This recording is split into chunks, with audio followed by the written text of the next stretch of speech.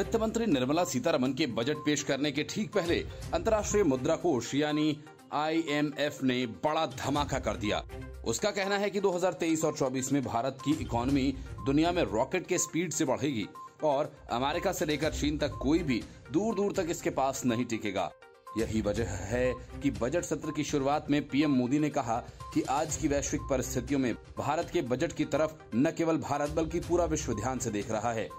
डामाडोल विश्व की आर्थिक परिस्थिति में भारत का बजट भारत के सामान्य लोगों की आशा को पूरा करने का प्रयास करेगा ही, लेकिन विश्व जो आशा की किरण देख रहा है उसे वो और अधिक प्रकाशमान नजर आए। मुझे भरोसा है कि निर्मला जी इन आशाओं को पूरा करने के लिए पूरा जोर लगाएंगी। पीएम मोदी ने कहा कि सबसे पहले देश, सबसे पहले देशवासी। उसी भावना को आगे बढ़ाते हुए इस बजट सत्र में भी तकरार भी रहेगी, लेकिन तकरीर भी तो होनी चाहिए। मुझे विश्वास है कि विपक्ष के सभी साथी बड़ी तैयारी के साथ बहुत अध्ययन करके सदन में अपनी बात रखेंगे।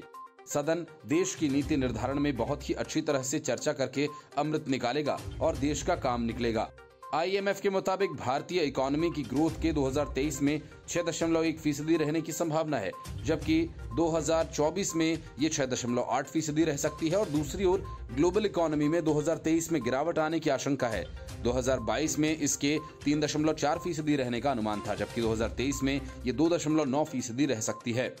ग्लोबल इकोनॉमी की ग्रोथ 2024 में 3.1% रह सकती है और इसी तरह से 2023 में चीन की इकोनॉमी 5.1% की रफ्तार से बढ़ सकती है। 2022 में उसकी रफ्तार 3% रही, जबकि 2024 में ये 4.5% रह सकती है। IMF के चीफ इकोनॉमिस्ट और डायरेक्टर ने कहा कि 2022 के लिए हमारे पिछले अनुमान में कोई बदलाव नहीं आया है। इस दौरान भारत की इकोनॉमी 6.8% की रफ्तार से बढ़ सकती है।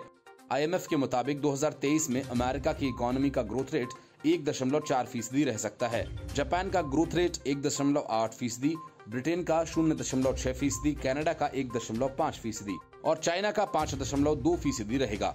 इसी तरह यूरो एरिया का ग्रोथ रेट 2023 में 0.7% रहने का अनुमान है।